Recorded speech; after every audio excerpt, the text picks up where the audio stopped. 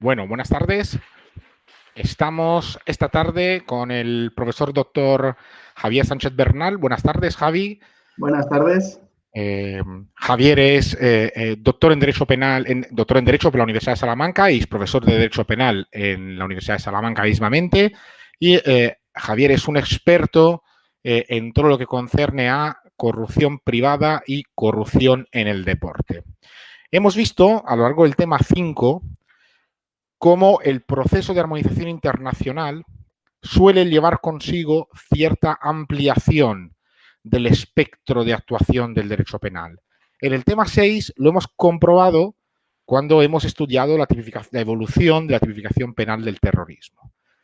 Ahora que finalizamos la asignatura, hemos dicho en el último tema que la corrupción es, si cabe, muestra ulterior de esta expansión del derecho penal, por lo menos desde nuestro punto de vista como españoles. En nuestra tradición, como hemos visto en el tema, no teníamos delitos de corrupción privada ni de corrupción deportiva. De la misma manera, en el último tema hemos visto como varias y distintas manifestaciones del crimen organizado. Hemos hablado de tráfico de drogas, de tráfico de personas, de tráfico de migrantes, de tráfico de armas, hemos hablado de ciberdelincuencia y, por supuesto, hemos hablado de corrupción.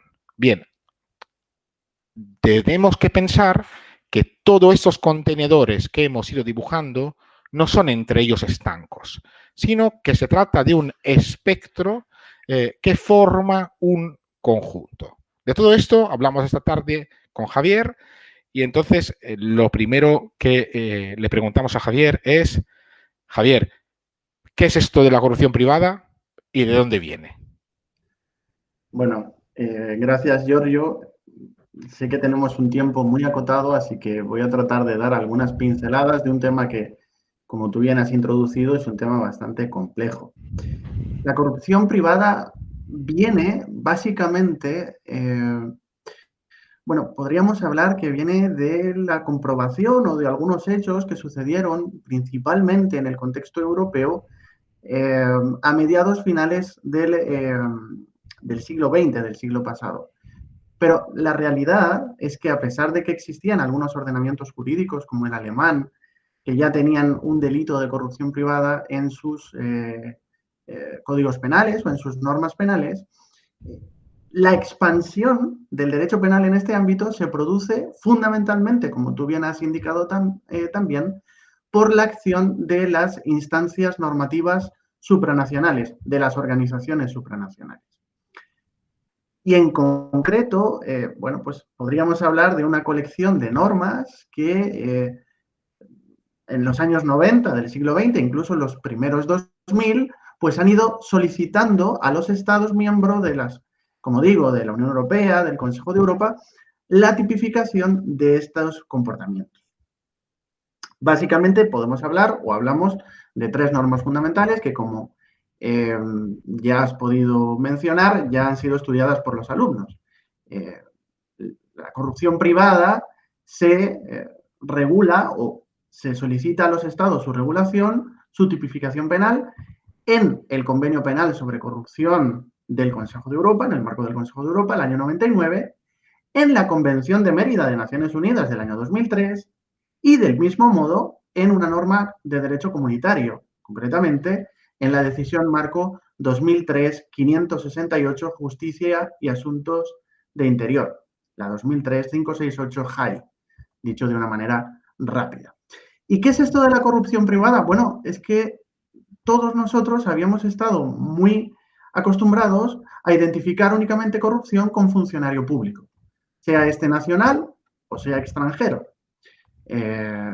Funcionario, autoridad, servidor público. Hablemos de servidor público en sentido amplio. Pero hemos comprobado que la corrupción se puede dar, la corrupción vinculada a sobornos, se puede dar también en las relaciones en las que no están involucrados servidores públicos. Y de ahí que la mayoría de regulaciones penales de estos fenómenos sigan el esquema de los clásicos delitos de cohecho o de soborno en el ámbito público, etc. Por tanto, ¿qué es esto de la corrupción privada? Pues básicamente se trata de tipificar, de castigar penalmente conductas de soborno en las relaciones privadas en las que ninguno de los intervinientes, ni el corruptor ni la persona corrompida, es un servidor público. Vale. Yo creo que ha quedado clarísimo. Muchísimas gracias, Javier. Te iba a hacer dos preguntas. Vamos con orden. Empiezo por la primera. Cuando pensamos en lo mala que es la corrupción pública, por tanto, cuando pensamos en las razones y las finalidades de su persecución penal, suele haber más bien pocas dudas, sobre todo en ambiente poco técnico, ¿no? Salvo algunos estudiosos frikis del derecho penal, normalmente todo el mundo está bastante seguro de que el pago de un soborno a un funcionario público es algo éticamente reprobable, moralmente reprobable, económicamente dañino y por tanto que hay que perseguir mediante el derecho penal. Se tiene más o menos claro que existe un espectro de lesividad suficiente que justifica la intervención penal. Después, naturalmente, las cosas cambian cuando uno se pone a desgranar el bien jurídico protegido, porque entonces cuando empezamos a preguntarnos, ¿pero por qué es malo? ¿Cuál es el bien jurídico afectado por el pago de un soborno en el sector público? Pero bueno, digamos que por lo menos si nos limitamos a la Vox Populi, no parece haber gran dudas respecto de lo razonable que es sancionar penalmente a la corrupción del funcionario público. ¿Por qué por qué es mala la corrupción privada? ¿Cuál es aquel bien o interés que es tan importante para protegerse y que es afectado por conducta de corrupción privada y, por lo tanto, luego nos dirás tú si está o no justificada la intervención del legislador penal? Pero la pregunta es, ¿por qué? ¿Por qué es mala la corrupción privada? Bueno, esa pregunta tiene una respuesta sencilla, y es que los efectos negativos de la corrupción en el ámbito público se extienden también al ámbito privado. Es decir, todos tenemos, como bien decías, Giorgio, todos tenemos claro más o menos cuál es el núcleo de lesividad de la corrupción pública, ¿no? El correcto funcionamiento de la administración, etcétera. Pero todos también tenemos claro que la corrupción genera efectos económicos negativos. Digo, la corrupción pública. Y en ese punto de los efectos económicos, es donde la corrupción en el sector privado adquiere una mayor intensidad lesiva, ¿no?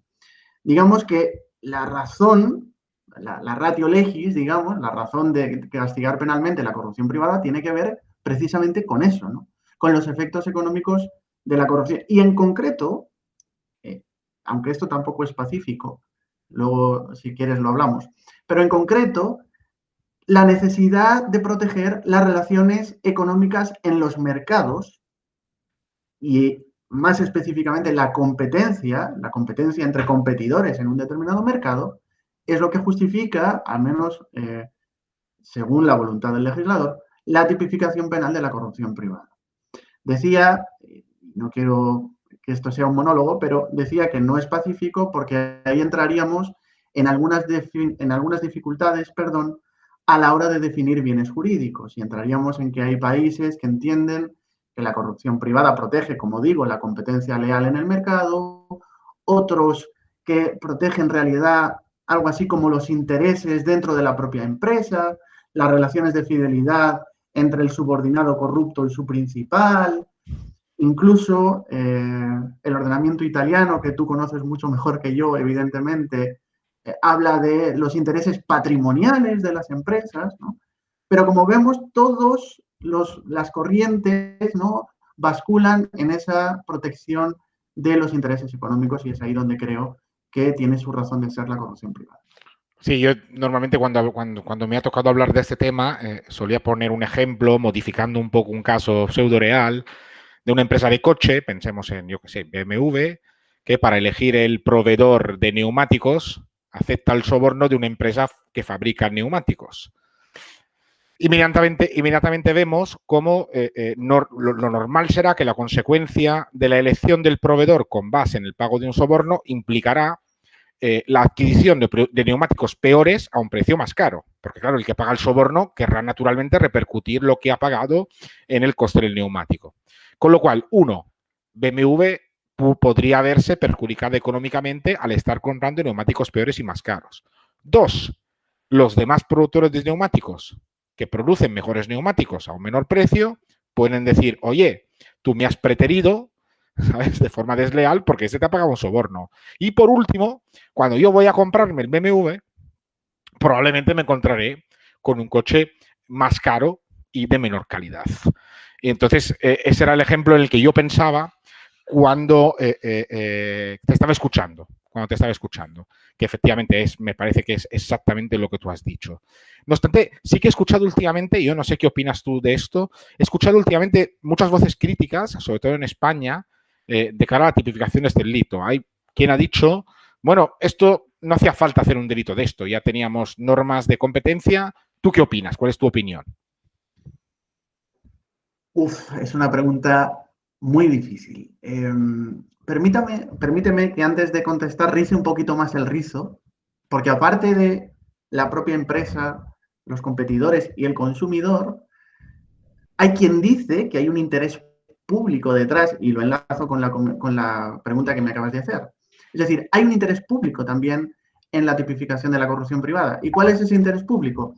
Pues dicho de una manera muy llana, es el interés que tiene el Estado en la regulación de la competencia. Es decir, el Estado es el primero que tiene interés en que sus normas sobre competencia se cumplan. Y si las normas de carácter, digamos, administrativo sobre competencia no se cumplen, dice el legislador, entonces tendremos que acudir al derecho penal para garantizar esa competencia. Por eso decía lo de rizar el rizo, porque al final este es el nexo que responde, creo, a tu pregunta.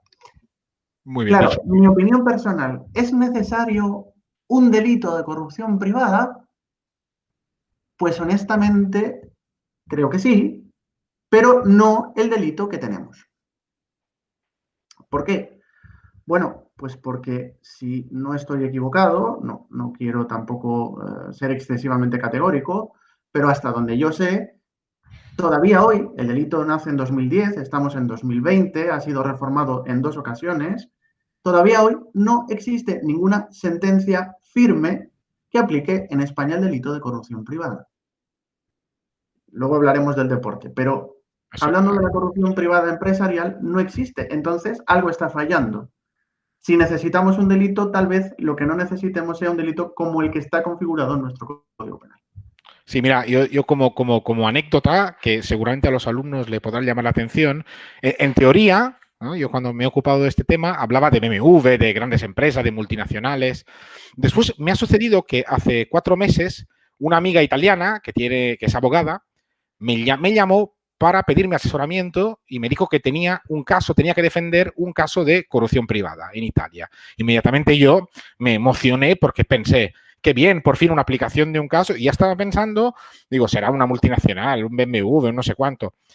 ¿Sabe de qué se trataba? En un mercadillo de abasto, 2 inmigrantes que tenían un puesto estaban peleándose entre ellos porque uno de los 2 llegó a saber que el proveedor que tenían en común hacía precios distintos a uno y a otro a cambio de pequeños, un porcentaje de los beneficios que le daba a su competidor. Se enfadó y le denunció por supuesta corrupción privada. Entonces, eso para decir que me parece muy...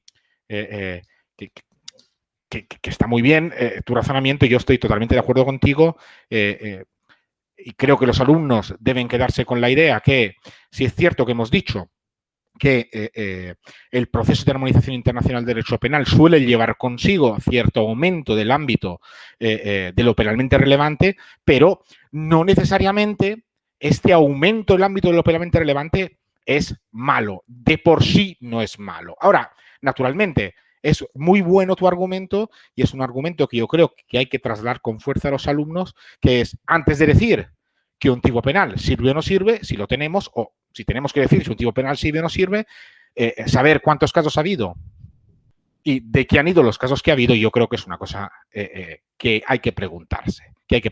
Entonces, yo creo que nuestros alumnos pueden aprender mucho de esta conversación, y entonces cuando se encuentren con discusiones técnicas sobre esto tiene que ser delito, esto no tiene que ser delito, pues yo creo que el argumento que tú has utilizado es un argumento que francamente tiene mucho sentido utilizar, más allá de descripciones teóricas, etc. Es decir, ¿para qué tengo el delito y para qué lo he usado, si es que lo he usado y cuánto lo he usado?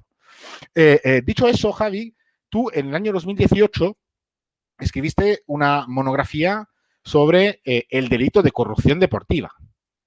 Que esto, en el tema, lo hemos tocado muy de soslayo y hemos dicho que mientras que el delito de corrupción privada es producto de la armonización legislativa, digamos que es un delito importado por lo que respecta a España, el delito de corrupción deportiva parece más bien cosa original española. ¿Será que somos todos futboleros o qué ha pasado?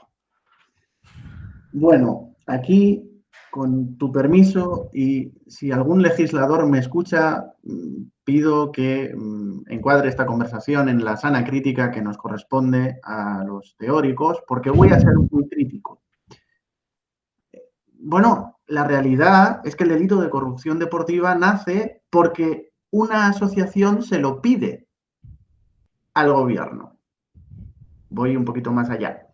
En el año 2009, la Liga de Fútbol Profesional, que no olvidemos es una asociación privada de clubes, por mucho que ejerza potestades públicas delegadas, una asociación privada de clubes se pone en contacto con el Consejo Superior de Deportes, en resumen, con el Ministerio de Deporte, y le dice, señor, usted tiene que tipificar penalmente esto. No sabíamos muy bien de dónde había nacido. De hecho, en ese momento, año 2009, no existía ninguna norma supranacional sobre el tema. Ahora hay una, del Consejo de Europa del año 2014. Y en otros países del contexto mundial, digamos, en Portugal, por ejemplo, se tipifica en el año 2007, en Brasil también está regulado, pero en realidad esto viene, pues, no sabemos de dónde, ¿no? Parecía más una campaña de marketing que otra cosa. Y de hecho, si observamos la Ley Orgánica 5/2010, que introduce los delitos de corrupción privada y deportiva, bueno, el legislador en el ámbito de la corrupción privada empresarial sí que hace una justificación más o menos coherente de por qué tiene que introducir el delito, pero luego dice, se ha considerado conveniente castigar o tipificar los casos más graves de corrupción en el deporte. Y ahí se queda. No nos dice por qué, no nos dice qué quiere proteger, no nos dice nada. Y nos encontramos con un tipo penal muy complejo, porque en primer lugar dice, no, es que la corrupción deportiva es un tipo de corrupción privada. Y además defino la corrupción deportiva como por remisión a la corrupción privada. Entonces, si ya teníamos problemas con la corrupción privada, más tenemos con la corrupción deportiva. Eso, perdona que te interrumpa, Javi. Hablamos, en cualquier caso, siempre de sobornos, ¿no? Para que los alumnos entiendan, ¿no? Claro, o sea, cuando hablamos de corrupción deportiva... La idea, la corrupción deportiva, dicho muy sistemáticamente, consiste en que yo, bueno, A ofrece un soborno a B para que B manipule, adultere, amañe el resultado de un evento deportivo. Dicho de forma muy simple. Insisto, A ofrece un soborno a B para que B adultere el resultado de un evento deportivo. Claro, B tiene que ser una persona que no puede ser servidor público, porque hemos dicho que es un tipo de corrupción privada. Y además el tipo penal dice que B tiene que ser una persona, un directivo, administrador, empleado o colaborador de una entidad deportiva, un jugador, un deportista, un árbitro o un juez. Entendido árbitro o juez como esas personas que aplican las reglas deportivas en el evento, no como un juez funcionario, es decir, estamos hablando de un árbitro de fútbol y un juez de silla del tenis. Bueno, la realidad, desde mi punto de vista, es que con la corrupción deportiva hicimos la casa por el tejado. En vez de sentarnos y ver si el recurso al derecho penal era lo más adecuado, lo que hicimos fue, hay algunos casos por ahí que van a salir o que están saliendo y el Estado tiene que dar la imagen de que va a actuar en contra de ellos.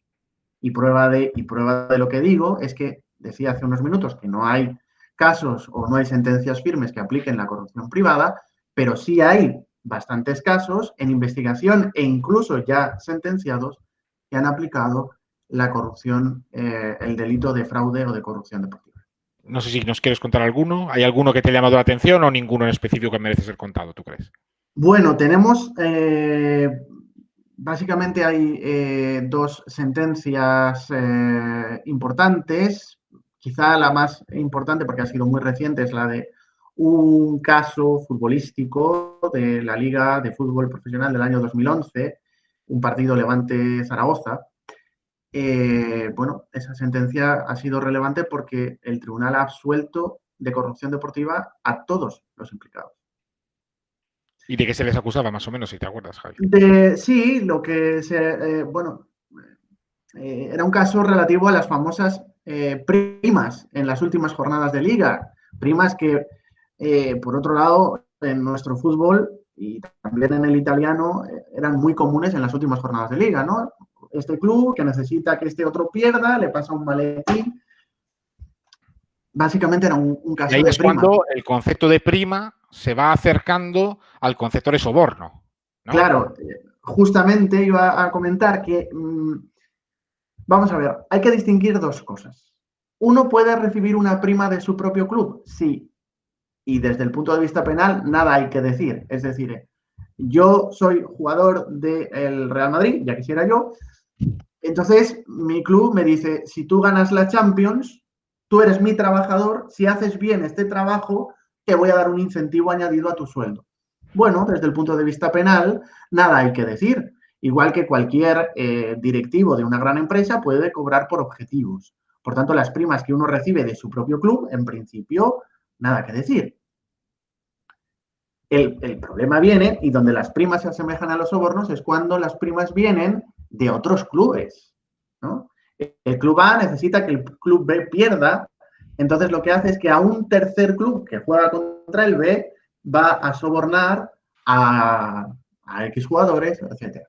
Hay un caso, y con esto termino por mi parte esta cuestión, hay un caso muy interesante que no está juzgado en España, pero que salió en todos los medios de comunicación.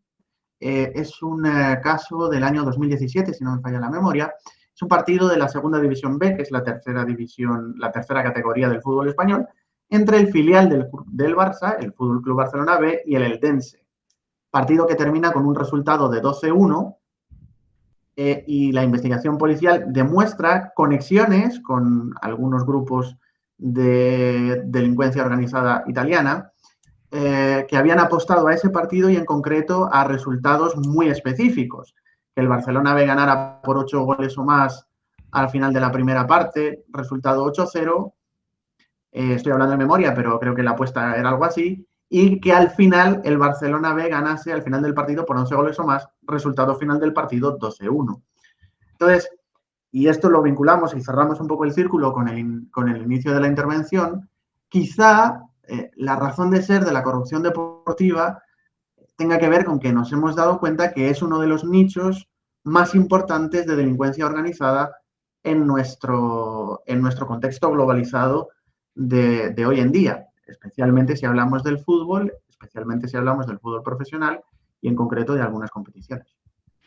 Sí, naturalmente, probablemente, no sé qué te parece, pero probablemente cuando definíamos desde un punto de vista criminológico el crimen organizado y hacíamos hincapié en la finalidad de lucro siempre existente, pues claro, naturalmente, aquellos ámbitos de la economía en donde se mueve mucho dinero se convierten inmediatamente en terrenos fértiles para realizar este ánimo de lucro que caracteriza al crimen organizado, con lo cual naturalmente pues, probablemente no nos referimos a deportes como la esgrima o o la natación, ¿no?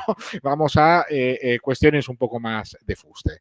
Bueno, don Javier Sánchez Bernal, doctor en Derecho de la Universidad de Salamanca, profesor de Derecho Penal de la Universidad de Salamanca, autor de una monografía titulada El delito de corrupción deportiva tras la reforma de 2015, editada por Tirant Loblanche en el año 2018. La tenéis en la bibliografía recomendada, recomiendo la lectura del libro. Y de esta conversación yo lo que recomiendo es nunca abandonar la mentalidad crítica. Como veis, hemos hablado con Javier y en todo momento hemos puesto en discusión, hemos tratado de cuestionar y de explicarnos las elecciones del legislador más allá de lo que el propio legislador nos cuenta en una exposición de motivos. Entonces, una de las enseñanzas que naturalmente creo que procede remarcar de esta pequeña conversación que hemos mantenido es, no solo en el ámbito de la corrupción, sino también en cualquier otro ámbito, ir más allá siempre de lo periodístico, ir más allá de la Vox Populi, ir más allá incluso de lo que comenta el legislador y pensar con la cabeza de cada uno, siempre de forma crítica. Javier, yo no sé si quieres añadir algo. Pues nada, simplemente darte las gracias por este rato tan agradable. Siempre es un placer para mí hablar de estos temas y más cuando lo hago con un amigo como tú. Así que gracias y espero que a los alumnos les pueda servir precisamente como tú dices para pararse, pensar y aunque no toda la expansión del derecho penal sea mala, al menos sí tenemos que estar en condiciones de poder justificarla. Muchísimas gracias, Javier, y dejamos aquí la grabación.